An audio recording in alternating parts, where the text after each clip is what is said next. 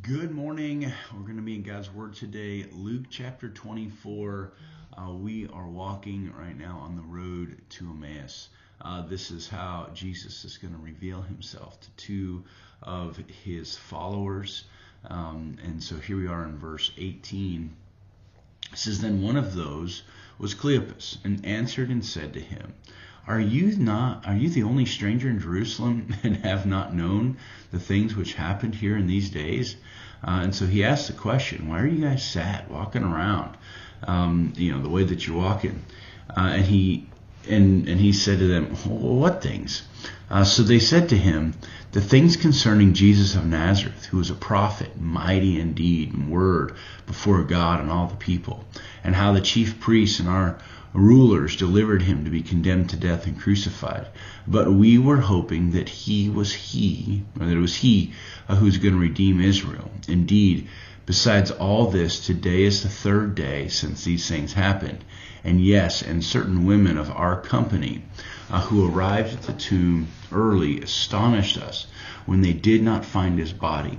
They came, saying that they had also seen a vision of angels, and who said he was alive. And certain of those who were with us went to the tomb and found it just as the woman had said, but they did not see him. And so here they are.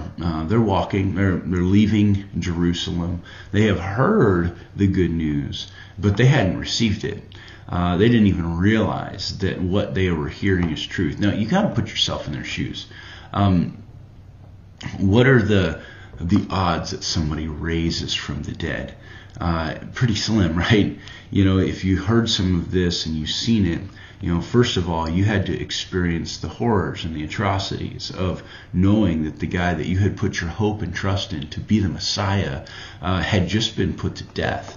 And then you had 3 days of confusion, fear, worry. Everything that you perhaps had staked your hope in had been crushed. And then now all of a sudden there's just a sense of great confusion. What just happened? Are these ladies telling the truth? Are the other disciples, in this case it would have been Peter and John, or were they aware that Jesus really was alive?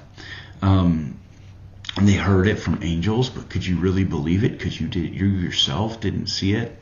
And so for them, they were still carrying around this sadness, the weight, and the fear of not knowing what really was true, what really was happening. But for them, they were also eyewitnesses.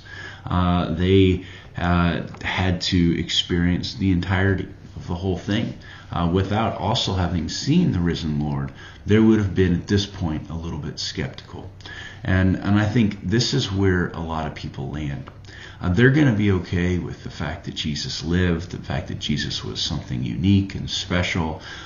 They could have even, said at some level that he was the Messiah, and perhaps even claimed a sense of faith and belief. But when things happen that they don't expect, what do?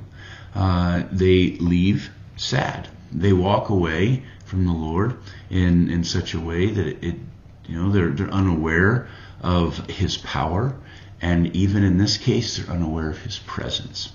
And it's unfortunate because there are a lot of those people who are landing in the shoes of these disciples at this very moment. Now Jesus is going to reveal himself to them, and we'll find that out tomorrow.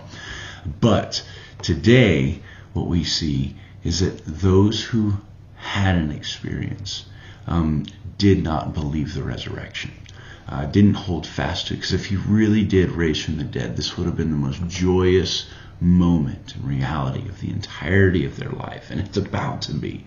But at this moment, it's not. They're sad. They're weary. They're worn out. They're tired, and all those sorts of things, because Jesus was not what they expected him to be. Now, I have to ask you the question of your own faith. Have you ever been disappointed by what you expected God to do that he didn't do?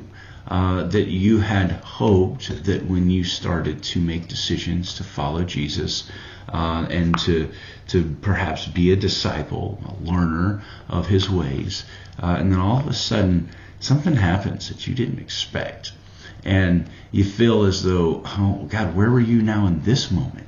It seems like I've made these decisions, but now I'm sad. It doesn't make any sense. Well, that's where we have to rely on the fact that Jesus is alive, that he has a bigger plan than we could ever see, that he truly did raise from the dead. Our faith is of no effect unless there was a resurrection. And then because of the resurrection, then we get to see a totally different perspective, that no longer does our life matter, but only does his, and his post-resurrected life matter now. That we can trust that he is still sitting on the throne, and that our faith, while we may not understand things going on in our life, we can have great hope always and be joyful in our faith because Christ did defeat our greatest enemy, and that was death, because of the resurrection. So listen, I want you to be encouraged today. Maybe your faith has been a little bit exhausting.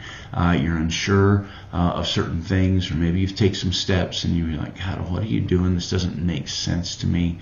You know what? The only thing you have to look for is look back, and that's to the resurrection, because that gives us hope for the future, and the fact that he did defeat death on our behalf. I love you guys, and God bless y'all.